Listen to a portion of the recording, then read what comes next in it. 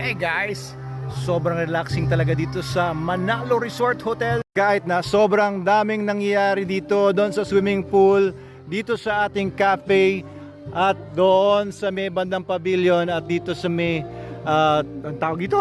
Playground.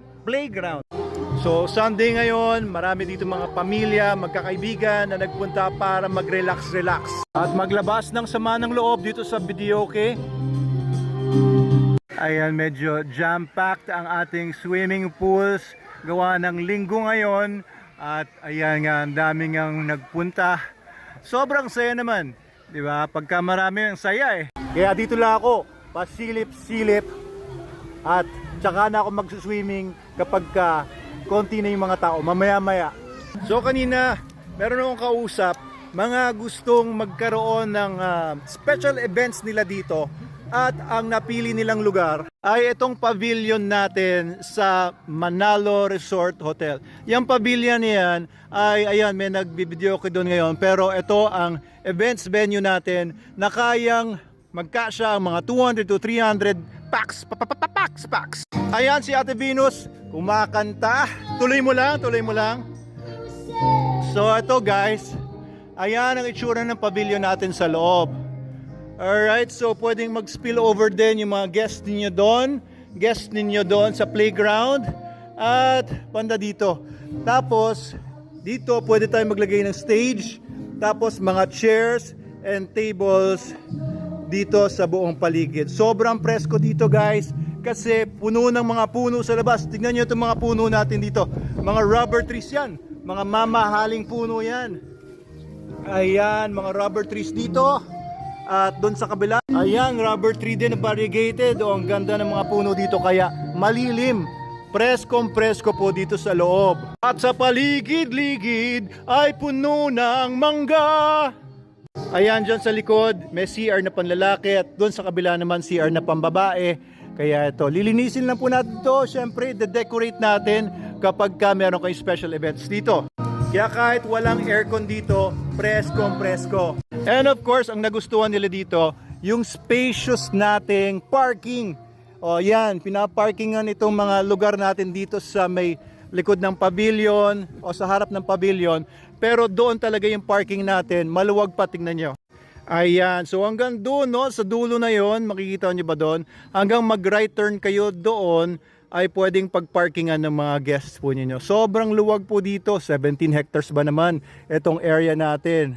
So, very spacious, malalaki ang mga puno, kaya preskong-presko kahit nasa labas po kayo. Of course, yung mga pools natin, nando doon, ayan. Ito po, hindi na pinagpaparkingan ito.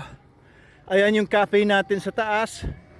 And we also provide yung mga live bands, kung kailangan nyo ng host, kailangan nyo ng mga decorations, tables and chairs. Ayan guys. Ayan, diba? So yung harap dito na playground, napakalilim po dito. For your special events, pwede rin po mag-spill over dito. Kung gusto niyo, maglagay din tayo dito ng mga tables and chairs, mga booths. Kung mag-event kayo ng mga exhibits or mga trade fairs, ayan, pwede po tayo maglagay dito ng mga booths. Bala ko nga dito magkaroon ng parang animal trade fair or pet trade fair. Ayan yung pavilion, tapos magsispill over dito yung mga booths. Diba? Ang ganda. And of course, well-maintained natin to. Laging nililinis ito dahil madahon po talaga dito. So your guests can also chill dito sa coffee shop area natin, kagaya ng ginagawa naman nandito. Sa gabi, every weekend, meron tayong live bands dito for the entertainment ng lahat ng pumupunta.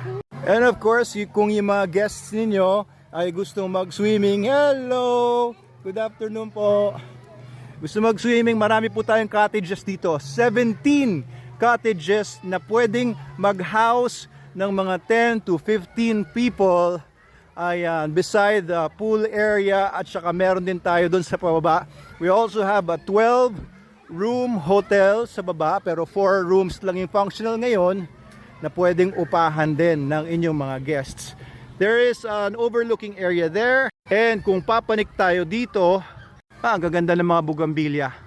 Ito naman yung pet area. Kapag may mga pets po kayo at pwede nyo, gusto nyo iwan muna sila habang kayo nagsuswimming or what, ayan, may mga kennels po tayo dito.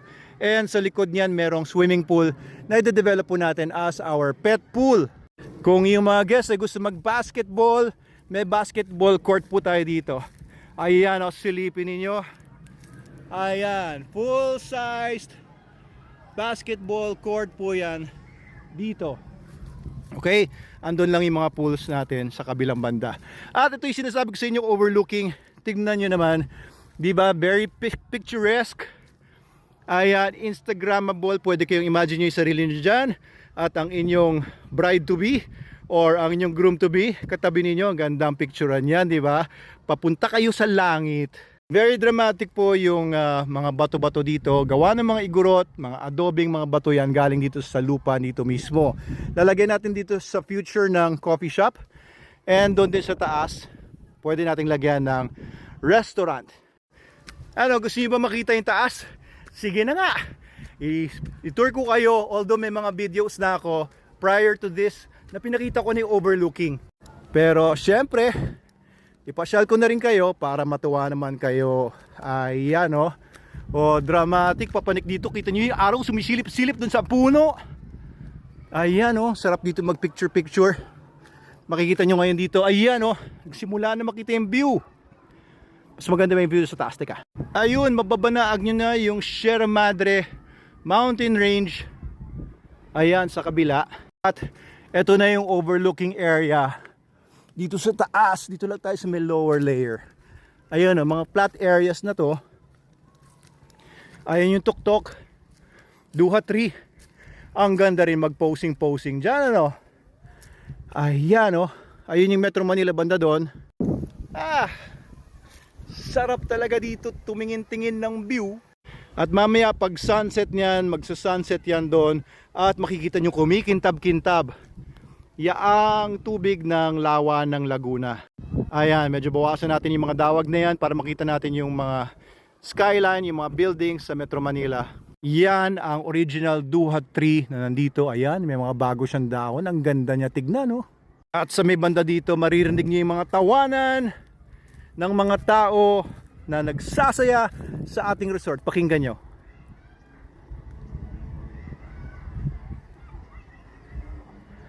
Narinig niyo ba? Ayun sila. I-zoom natin yung camera para makita natin yan yung mga bubong. Ayun yung mga nagka-cottage doon.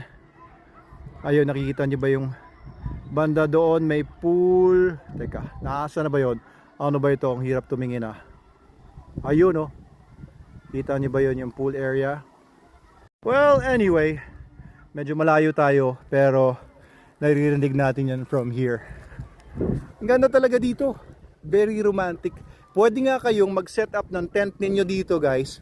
Although ang CR kasi nandoon sa may bandang mga cottage. Pero kung trip ninyo, ayan, magbaon na lang kayo ng plastic kung kayo ay wag na. Hindi ko na ikikwento sa inyo kung para saan yung plastic. Pero pwede kayong mag-tent dito.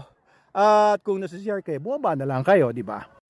Okay, so dito sa Manalo Resort Hotel, pwede kayong magsagawa ng mga events ninyo, outing ninyo with your family, with your barkada, with your associations, with your clubs and federations, and kung ano-ano pa.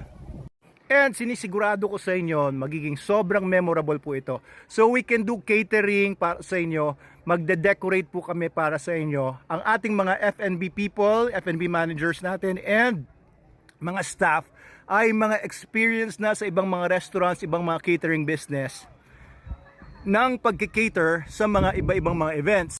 Kaya maasahan ninyo po sila, kami, na magbigay sa inyo ng napakagandang deal na talagang very memorable, positively memorable, and talagang hindi nyo pagsisisihan. Bagkus sasabihin ninyo sa sarili ninyo, puti na lang, sa Manalo Resort Hotel kami nag-organize ng event.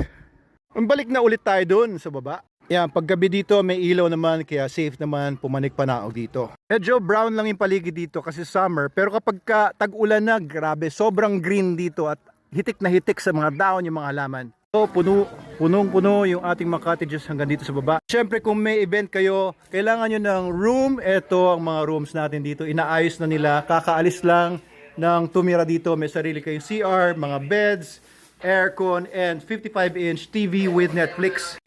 Kaya tara